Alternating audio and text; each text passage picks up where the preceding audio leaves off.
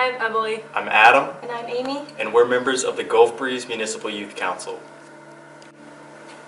We plan to create oyster gardens in Pensacola Bay by using wire cages that house juvenile oysters. These cages can be anchored far from shore or attached to the side of piers. These artificial reefs will keep our waters clean and full of sea life like the lovely fish you heard from earlier. We hope to make Gulf Breeze a more livable and sustainable place for everyone by protecting one of our most important resources, water! Hello, welcome to Gulf Breeze. We're a peninsula city in the Florida Panhandle surrounded on 3 sides by water and a national park preserve.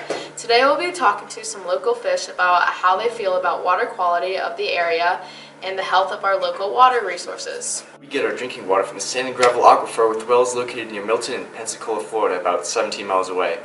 Our water has to travel that far because we live so close to the Gulf of Mexico and experience saltwater intrusion. Saltwater intrusion happens when saltwater migrates inland from the coast and contaminates underground water supplies.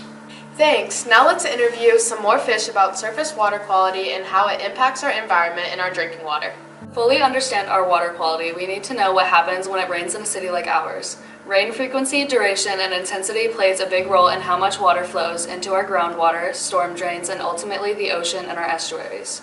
This stormwater can contain contaminants like oil, plastics, and pet waste. This can impact the quality of our groundwater and surrounding surface water. What are some things that people can do to help with these issues? People can make sure the streets are free of litter, pick up the waste that their pets leave behind, and remind others that only rain belongs in a storm drain. So what is our city already doing to protect our water quality?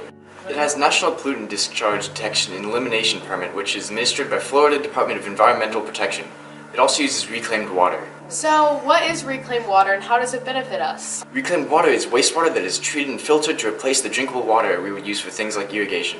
This means we use less water from our water wells. Homes and businesses all over the city use this form of water.